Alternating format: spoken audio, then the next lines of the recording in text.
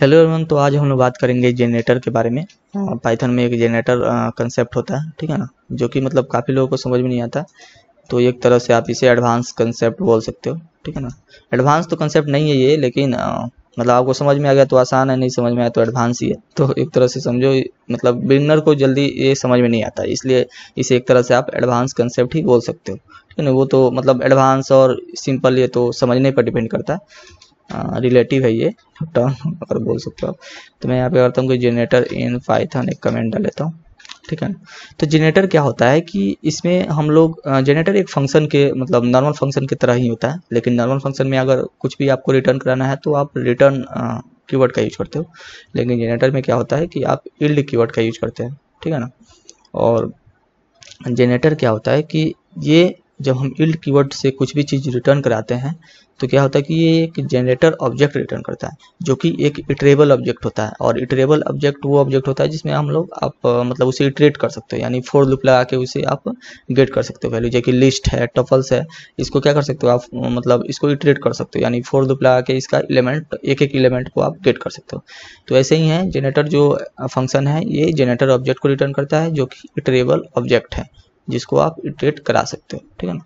तो मैं यहाँ पे क्या करता हूँ, डिफाइंड जनरेट एक नामक फंक्शन बनाता हूँ जो कि जनरेट करेगा कुछ नंबर को, ठीक है ना। यहाँ पे यील्ड कीवर्ड का यूज करता है, जैसे मैं 1 रिटर्न करता हूँ, सॉरी यील्ड, और मैं यहाँ पे राज कुछ भी रिटर्न करा देता हूँ, और यहाँ पे यील्ड 2 करा देता हूँ, ठीक है ना। कुछ भी आप यहाँ पे यील्ड मतलब आप कितना बार भी यूज कर सकते हो, लेकिन नॉर्मल फंक्शन में आप रिटर्न एक ही बार यूज कर सकते हो, ठीक है ना। एक बॉडी में एक ही आप रिटर्न कीवर्ड का यूज कर सकते हो, लेकिन यहाँ पे यील्ड आप कितना भी यूज कर सकते हो, ठीक है ना।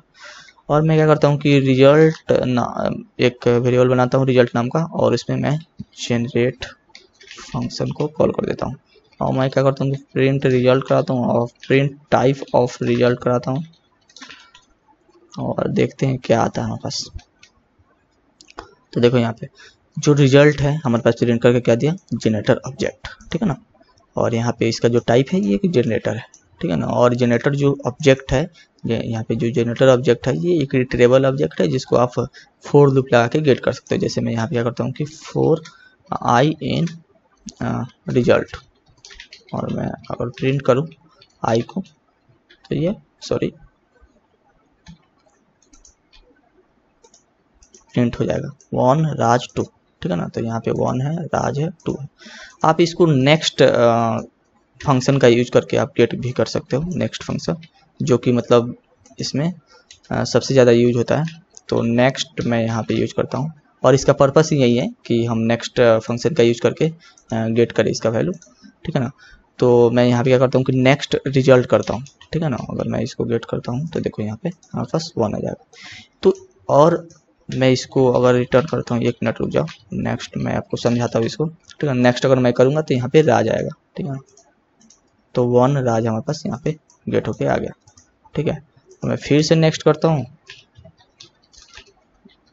रिजल्ट, तो हमारे पास 1 राज और 2 आ जाएगा, ठीक है ना। तो इसमें हो क्या रहा है कि देखो, जब हमने यहाँ पे रिजल्ट में जनरेट फंक्शन को कॉल किया तो कंट्रोल इसके पास गया, ठीक है ना। तो 1 यहाँ पे क्या हुआ कि इसका कंट्रोल पॉज हो जाता है, मतलब यहाँ पे जनरेट फंक्शन तो कॉल हो गया लेकिन कंट्रोल यहाँ पे पॉज हो जाता है। जैसे ही हम नेक्स्ट कॉल करते हैं तो क्या होता है कि यील्ड जो 1 हम कर रहे हैं वो वाला हमको रिटर्न हो जाता है, ठीक है ना। और इसके बाद जैसे ही मतलब 1 हमने प्रिंट करा दिया, मतलब यहाँ पे जैसे ही मैंने नेक्स्ट रिजल्ट किया तो 1 हमारे पास प्रिंट आ गया। उसके बाद कंट्रोल यहाँ पे चला जाता है, ठीक है ना। फिर मैं नेक्स्ट करता हूँ, फिर कंट्रोल ऑन हो जाता है और राज को हमारे पास गेट हो जाता है, फिर कंट्रोल पॉज हो जाता है। जैसे ही फिर मैं नेक्स्ट को कॉल करता हूँ तो यहाँ पे कंट्रोल जाता है और वो चीज़ें प्रिंट कर देता है, ठीक है ना। तो नेक्स्ट आप जैसे जैसे करोगे वैसे वैसे आप इसे गेट कर सकते हो। लेकिन फिर मैं नेक्स्ट अगर करूँ नेक्स्ट ऑफ रिजल्ट तो यहाँ पे आपको एरर मिलेगा, क्योंकि आपको डाटा बचा ही नहीं अब नेक्स्ट करने के लिए, इटरेशन खत्म हो चुका है। तो इसलिए उसमें मतलब इटरेटर में इटरेबल जो ऑब्जेक्ट है उसमें अब आइटम्स बचा ही नहीं कि जिसे आप गेट कर सकते, इसलिए यहाँ पे एरर आ गया, ठीक है।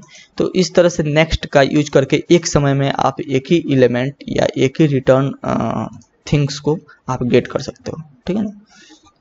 जो कि नॉर्मल फंक्शन में ऐसा नहीं होता है। नॉर्मल फंक्शन में आप गेट करोगे तो आपको मतलब पूरे वैल्यू एक ही साथ मिल जाएगा, लेकिन यहाँ पे क्या होता है कि जब आप नेक्स्ट फंक्शन को कॉल करते हो तभी ये कंट्रोल ऑन होता है और आपको गेट होता है, फिर कंट्रोल पॉज हो जाता है, फिर नेक्स्ट कॉल करते हो तभी ये कंट्रोल ऑन होता है और फिर आपको गेट होता है। तो इस तरह से आपको क्या हो रहा है कि मतलब स्पेस ज़्यादा नहीं ले रहा है, सिस्टम आपको हैंग नहीं करेगा। मतलब कि इसका प्रैक्टिकल एग्जांपल आप ये हो सकता है कि आप अगर किसी बड़े डाटा फाइल्स पे आप काम कर रहे हो, मतलब कुछ बड़ा डाटा पे काम कर रहे हो, ठीक है ना, तो उसमें क्या कर सकते हो कि अगर आप मतलब एक समय में मतलब आप चाहते हो कि एक समय में एक ही डाटा हमारे पास आए तो इसका आप यूज कर सकते हो, ठीक है ना, क्योंकि उसमें आपको क्या समय भी बचेगा, फास्ट होगा काम, ठीक है ना, और आपका स्पेस भी कम लगेगा, ठीक है ना। एक ही समय में एक ही आपको फाइल गेट हो रहा है तो वहाँ पे आप यूज कर सकते हो, ठीक है ना। इसका अगर आप नॉर्मल फंक्शन का यूज करते हो तो एक ही समय में पूरा डाटा आपको आ जाएगा, जो कि आपका सिस्टम को हैंग कर सकता है, या चाहे आपको वो पॉसिबल ही नहीं होगा, क्योंकि अगर ज़्यादा डाटा लेगा, अगर आपको कंप्यूटर